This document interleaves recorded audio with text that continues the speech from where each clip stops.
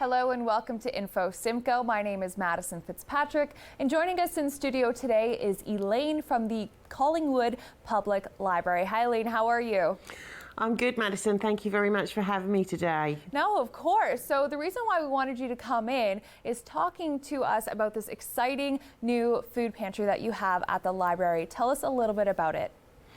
Okay, so the food pantry actually has been running for several years now.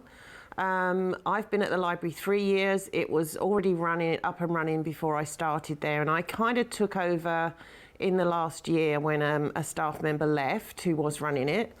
It originally started as a meal program where the library would cook a meal for community members that needed it one night a week, and it's just gradually progressed from there. We went from a meal program to meal bags, and then with the need that we saw in the community, they were needing much more than just one meal. So we switched to the community program where it's a free pantry that everyone can have access to, no matter what their needs are, what their income or anything. They can just come in and help themselves to whatever we have available. And what are the types of food items that are in the pantry? So our pantry is basically a cupboard. So we can only stock shelf-stable goods. So we don't actually have access to a refrigerator. So things like produce and dairy and milk, things like that are hard for us to store. So everything in our pantry is something that is shelf-stable. So it's mostly dried goods, canned goods, snacks, cereals, those kind of things. And how has the need been for the food pantry? I know during the holidays things usually ramp up, but there has been new statistics that have come out. Why don't you tell us a little bit about that? Yeah, so we definitely have seen an increase in the use at our pantry over the last 6 months for sure.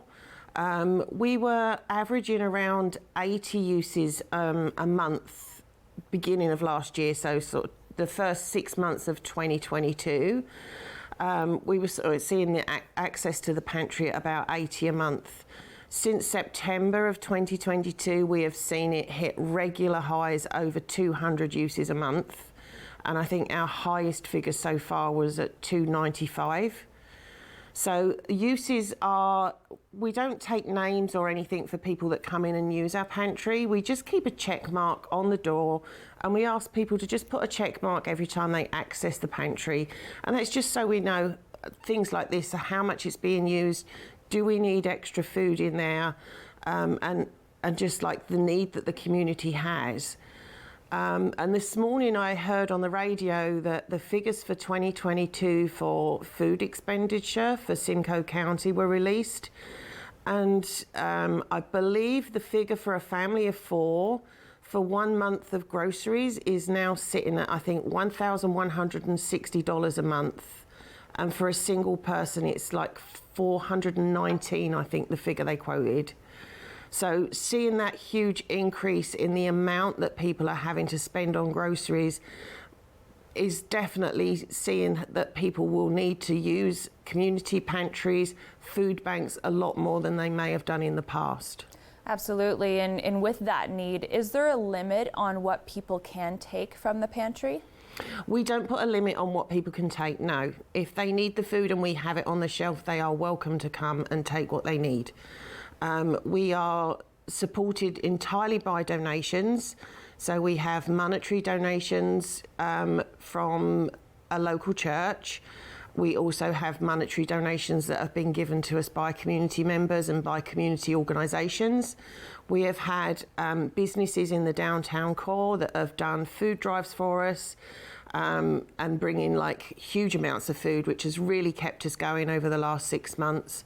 We keep a donation bin in the library by the front desk as you come in from the parking lot. So if anybody does want to drop off odd items, a couple of bits and pieces, every little thing helps. Honestly, we empty that bin like every week, and it just helps to keep the shelves stocked up. Right, so just talking about donations, people can bring anytime, but mostly canned items or things that you can put in the pantry, correct? Yeah, so canned items are always good, dried goods, pasta, rice, that kind of stuff. Breakfast cereals go really well. We get through a lot of breakfast cereal, pancake mix and syrup, that kind of thing. Yeah, just anything that you would eat normally at home in your pantry, that's what people need. Right, so if they can't bring in a food donation, but they do want to bring in a monetary donation, how can they do that? We'll accept money, yeah.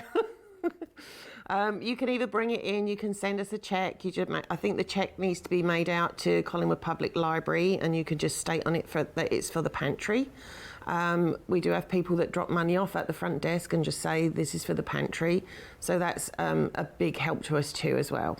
So the last question I have to ask you, Elaine, is how important is this food pantry to Collingwood? You see a lot of people come out and help support as well. Yeah, the thing is, in Collingwood, we're not the only food pantry. I do want to just make that clear. There are 2 food banks. We have the pantry at the library, we have a pantry at the youth centre. I think a couple of the other churches in town have pantries. I know schools are giving out meal bags and some of the schools have pantries. So the need in the community is huge, and there are lots of people that are doing their part to help. So we are not the only ones. Please, if you know of other food banks and food pantries that you want to donate to, please donate to any of them, because they are all playing a really vital role in making sure that people in our community do not go hungry.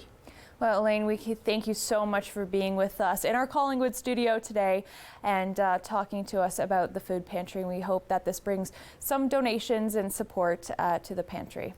Thank you very much, Madison. Thank you. Stay tuned for more Info Simcoe.